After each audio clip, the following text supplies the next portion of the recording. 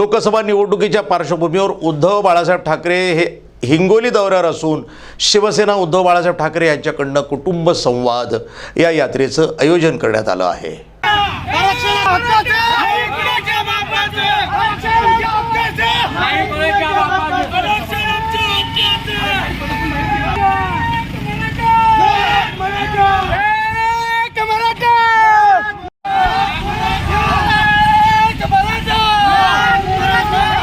हिंगोली जिल्ह्यातील सेनगाव या ठिकाणी होणारी उद्धव ठाकरे यांच्या सभेची जय्यत तयारी करण्यात आली असून मराठा समाजाकडून सगळ्या सोयऱ्यांची अंमलबजावणी करेपर्यंत कुठल्याही नेत्याची जिल्ह्यामध्ये सभा होऊ देणार नाही असे मराठा समाजाकडून बोलले जात आहे। यावेळी सेनगाव टी पॉइंट या ठिकाणी मराठा समाजाकडून घोषणाबाजी करून काळे झेंडे दाखविण्यात आले, तर तात्काळ पोलिसांनी आंदोलनकर्त्यांना ताब्यात घेतले आहे। हिंगोली जिल्ह्याचा तालुका कोणत्याही नेत्याची सभा आम्ही उधळणार नाही। जोपर्यंत आम्हाला आरक्षण मिळत नाही, तोपर्यंत सगळ्या कायदा अंमलात येत नाही, तोपर्यंत आम्ही हटणार नाही आणि कोणतीही सभा उधळून लावल्याशिवाय राहणार नाही।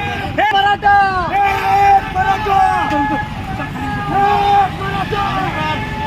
NTV news Marathi, Hingoli.